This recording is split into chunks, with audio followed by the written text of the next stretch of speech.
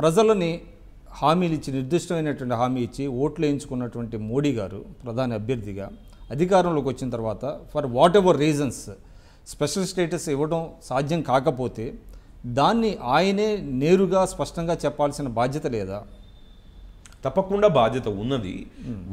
వారు చెప్పినా, వారి మంత్రివర్గంలో ఉన్న పెద్ద మంత్రులు, అరుణ్ జైట్లీ గారు ఫైనాన్స్ మినిస్టర్ కాబట్టి వారు చెప్పినా తను తప్పే ఉంటుంది. ఎప్పుడు చెప్పారండి రాదు ఇవ్వలేమనేటువంటిది? ఎప్పుడు చెప్పారు? అరుణ్ జైట్లీ గారు, వైఎస్ చౌదరి గారు ఒక ప్రెస్ కాన్ఫరెన్స్ పెట్టి 6 నెలల క్రితం మీ రమేష్ గారు ఎవరో ఆంధ్ర ఎంపీ గారు వారు పార్లమెంట్లో ఒక ప్రశ్న ఇస్తే ఆ ప్రశ్నకి వివరణ ఇస్తూ స్పెషల్ స్టేటస్ అనేది ఎట్టి పరిస్థితుల్లో కూడా సాధ్యం కాదని వారు చెప్పడం జరిగింది. దాని తర్వాత వెంకయ్యనాయుడు గారు చెప్పడం జరిగింది. పలుమారు మా అధ్యక్షుడు హరిబాబు గారు చెప్పడం జరిగింది. చాలాసార్లు చెప్పారు. ఎప్పుడండి? 1.5 year పట్టింది. నేనేమంటున్నా, పలుమంది అంటే చాలామంది నాయకులు ట్రై చేశారు. అంటే స్పెషల్ స్టేటస్ ఈ మారిన వ్యవస్థలో కూడా ఏమైనా సాధ్యమవుతుందా అని ట్రై చేశారు. వెంకయ్యనాయుడు గారు ట్రై చేశారు, హరిబాబు గారు ట్రై చేశారు, అందరూ ట్రై చేశారు, ప్రయత్నం చేశారు. కానీ అది కాదు అని అర్థమైపోయినాక దాన్ని అలొకేషన్ చేయలేము. ఎందుకంటే భారతదేశానికంతా ఒక వ్యవస్థ, ఆంధ్రప్రదేశ్కి ఒక వ్యవస్థ ఉండడం సాధ్యం కాదు అని తెలిసిన తర్వాత తప్పకుండా కూడా అందరం చెప్పడం జరిగింది. కానీ దాన్ని వక్రీకరిస్తూ ఇంకా స్పెషల్ స్టేటస్ని సెంటర్ చేసుకునే అవకాశవాద రాజకీయాలు చేసే వాళ్ళకి మేము తప్పకుండా కూడా ఎందుకంటే మీ స్పెషల్ స్టేటస్ ఎందుకు అవసరం? ఆ అవసరాన్ని ఫుల్ఫిల్మెంట్ చేస్తూ ఉంటున్నాం. అదే షేప్లో కాకపోతే వేరే షేప్లో చేస్తూ ఉంటున్నాం. కానీ దాన్ని పట్టించుకోకుండా ఓన్లీ ఆ టర్మ్ కోసం ఆ పదాన్ని మిస్రిప్రజెంట్ చేస్తూ మాట్లాడి దాంతో సెంటిమెంట్లు రెచ్చగొట్టి అభివృద్ధిని పక్కకు పెట్టి మాకు అభివృద్ధి వద్దు, మేము రాజకీయం చేస్తామని రాజకీయ పార్టీలకు మనం ఏమని జవాబు చెప్తాం? అంటే మీరు ఇందాక ఒక మాట అన్నారు, అంటే పవన్ కళ్యాణ్ గారు యాజ్ ఇఫ్ అంటే ఆయన ఒక ఏదో ప్రాక్సీలాగా వ్యవహరిస్తున్నారు కొంతమందికి అన్నది. అంటే మీ ఉద్దేశం తెలుగుదేశం పార్టీగానే? మాకు ఏ పార్టీకి ప్రాక్సీగా ఆయన చేస్తా ఉన్నారో ఆయన చెప్పాలి. మీరు ఒక మాకు ఇప్పుడు ప్రజలలో ఒక భావం ఉంది.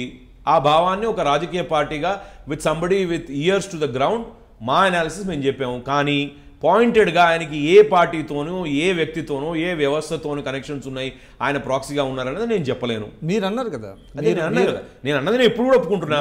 ఆయన మెయిన్ స్ట్రీమ్ పార్టీ లాగా అయితే ఆయన వ్యవహరించడం లేదు. ఆయన ఒక మెరుపులా వచ్చి, ఒక ఉరుములా పోయి, ఒక ట్విట్టర్లో ఉండి, ఒక ఫేస్బుక్లో తేలితే అది రాజకీయ party అనిపించుకోదు. If that is the case and if you are attributing something to Pavan Kalyan, but your party is also playing a second fiddle in Andhra Pradesh, BJP. ఎవరికి? తెలుగుదేశానికి. అయితే మేము తెలుగుదేశాన్ని ఎప్పుడేమన్నాం? ఇప్పుడు నేను తెలుగుదేశాన్ని మీరు ఇంప్లై చేసుకుంటా ఉన్నారు. నేనేం తెలుగుదేశం ప్రాక్సీ నేను అంటలే. నేను ఎవరి ప్రాక్సీ తెలియదు కానీ ప్రాక్సీగా కనబడతా ఉంది. నేను అనేది మీరు ఒక నేషనల్ పార్టీగా బిహేవ్ చేయకుండా ఆంధ్రప్రదేశ్లో బీజేపీ ఎస్పెషల్లీ మీ ఇద్దరు మంత్రులు కూడా they are playing second fiddle అనేటువంటిది ఒక భావన ఉన్నది. ఎందుకంటే పుష్కరాల్లో దాన్ని తీవ్రంగా దాన్ని తిరస్కరిస్తా ఉన్నాను. Rejecting your proposal of considering మా మినిస్టర్స్ ఏదో సెకండ్ ఫిడిల్ అని. మా మినిస్టర్స్ చాలా గౌరవంగా, చాలా బాధ్యతతో వ్యవహరిస్తూ ఉన్నారు. ఎవరైతే మినిస్టర్లు అక్కడ ఉన్నారో వాళ్ళు తెలుగుదేశం మినిస్టర్లు అయి ఉండొచ్చు, అంతకుముందు వెంకయ్యనాయుడు గారు అయి ఉండొచ్చు, ఎవరైనా కూడా బాధ్యతాయుతంగా వాళ్ళ పనులు వాళ్ళు చేసుకుంటూ పోతూ ఉన్నారు. రాజకీయంగా ఏమన్నా మా మీద విమర్శలు వస్తే వాళ్ళని తిప్పి కొడుతున్నాం. అంతకు తప్పించి మా వాళ్ళు ఎక్కడ సెకండ్ ఫిడిల్ ఎందుకు తీసుకున్నారు? సెకండ్ ఫిడిల్ ఎక్కడ చేశారు? అంటే మీరు ఏమంటున్నారంటే స్పెషల్ స్టేటస్కి సంబంధించి తెలుగుదేశం బీజేపీని టార్గెట్ చేసింది, బీజేపీ వాళ్ళు ఇవ్వటం లేదు, కేంద్రం ఇవ్వటం లేదు అనేటువంటిది ప్రజల్లో ఒక బీజేపీని కానివ్వండి, ఎన్డీఏని కానివ్వండి, మోడీ గారిని కానివ్వండి వాళ్ళు టార్గెట్ చేసి చూపిస్తున్నారు. దానికి పవన్ కళ్యాణ్ గారిని ఉపయోగించుకుంటున్నారు అనేటువంటిది నేను అన్వయించట్లా.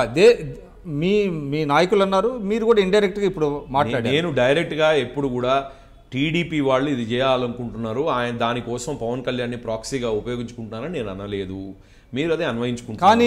కానీ ఆయన మెయిన్ స్ట్రీమ్ పొలిటికల్ పార్టీ లీడర్గా వ్యవహరించడం లేదు, ఆయన ఒక ప్రాక్సీగా వ్యవహరిస్తా ఉన్నారు. అది ఎవరికి ప్రాక్సీయో నాకు తెలియదు అని నేను చెప్తాను. కానీ అంటే టీడీపీ నాయకులు బీజేపీని విమర్శించలేదంటారా స్పెషల్ స్టేటస్ విషయంలో? అది విమర్శించవచ్చు. ఇప్పుడు ప్రజాప్రతినిధులుగా వాళ్ళు ఉన్నప్పుడు, వాళ్ళు కేంద్ర ప్రభుత్వంలో ఉన్నప్పటికీ వాళ్ళు తప్పించుకోవడం కోసం మమ్మల్ని బ్లేమ్ చేయొచ్చు. దానిలో ఏముంది, రాజకీయం కదా, ఎవరి రాజకీయం వాళ్ళకు ఉంటుంది.